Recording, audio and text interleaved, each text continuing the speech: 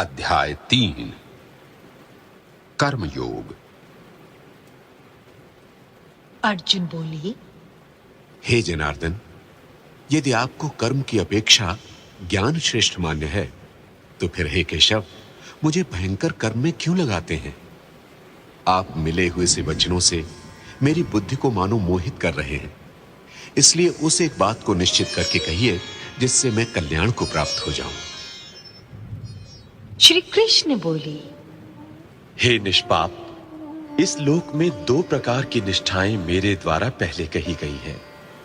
उनमें से सांख्य योगियों की निष्ठा तो ज्ञान योग से और योगियों की निष्ठा कर्म योग से होती है।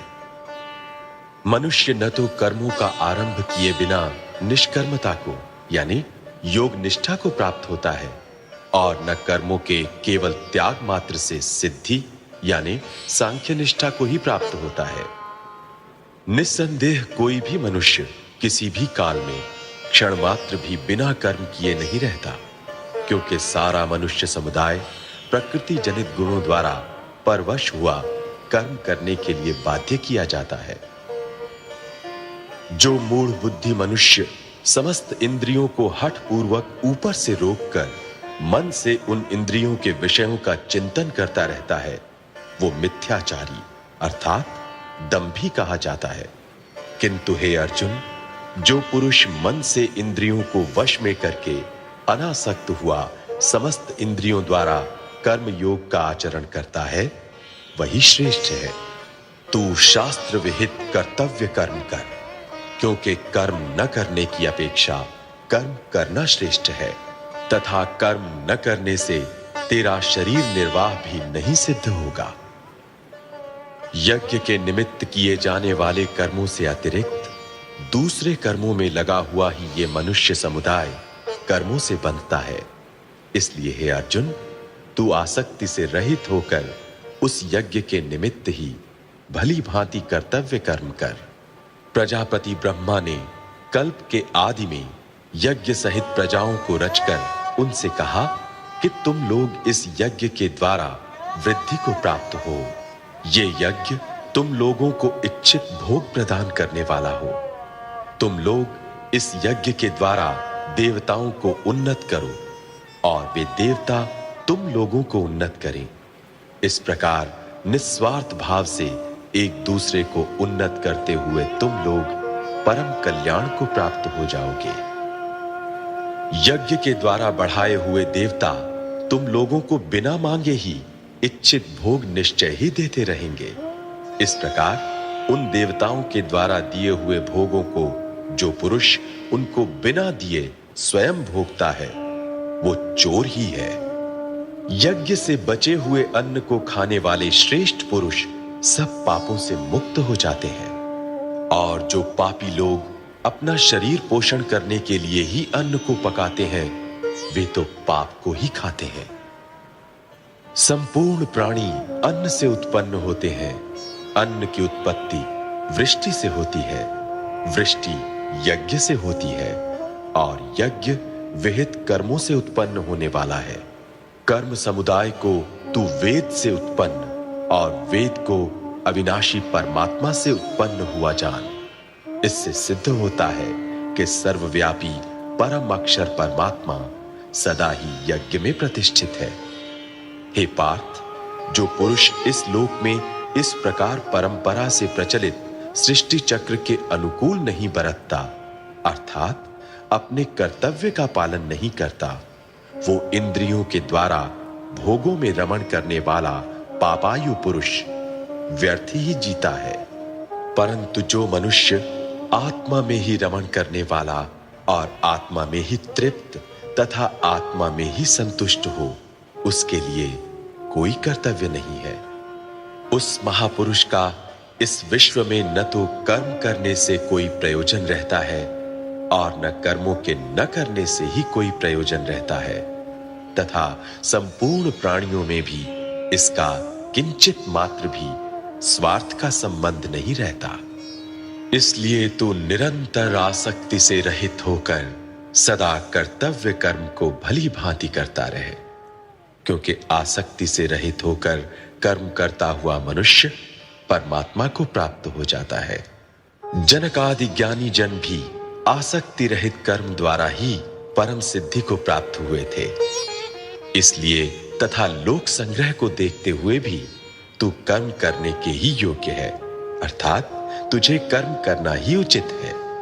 श्रेष्ठ पुरुष जो जो आचरण करता है, अन्य पुरुष भी वैसा वैसा ही आचरण करते हैं।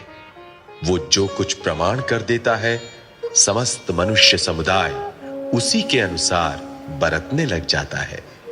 हे अर्जुन, मुझे इन तीनों लोकों में न तो कुछ कर्तव्य है और न कोई भी प्राप्त करने योग्य वस्तु अप्राप्त है, तो भी मैं कर्म में ही बरतता हूं।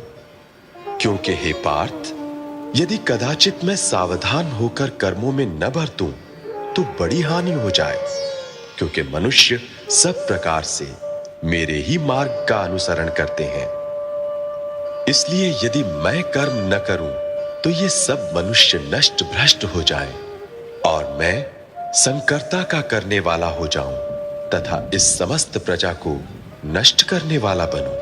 हे भारत, कर्म में आसक्त हुए अज्ञानी जन जिस प्रकार कर्म करते हैं, आसक्ति रहित विद्वान भी लोक संग्रह करना चाहता हुआ उसी प्रकार कर्म करे। परमात्मा के स्वरूप में अटल स्थित हुए ज्ञानी पुरुष को चाहिए कि वो शास्त्र विहित कर्मों में आसक्ति वाले अज्ञानियों की बुद्धि में भ्रम अर्थात कर्मों में अश्रद्धा उत्पन्न न करे, किंतु स्वयं शास्त्र विहित समस्त कर्म भली भांति करता हुआ उनसे भी वैसा ही करवाए। वास्तव में संपूर्ण कर्म सब प्रकार से प्रकृति के गुणों द्वारा किए जाते हैं, तो भी जिसका अंतःकरण अहंकार से मोहित हो रहा है, ऐसा अज्ञानी मैं करता हूं ऐसा मानता है। परंतु हे महाबाहो, गुण विभाग और कर्म विभाग के तत्व को जानने वाला ज्ञान योगी संपूर्ण गुण ही गुणों में बरत रहे हैं ऐसा समझकर उनमें आसक्त नहीं होता। प्रकृति के गुणों से अत्यंत मोहित हुए मनुष्य गुणों में और कर्मों में आसक्त रहते हैं।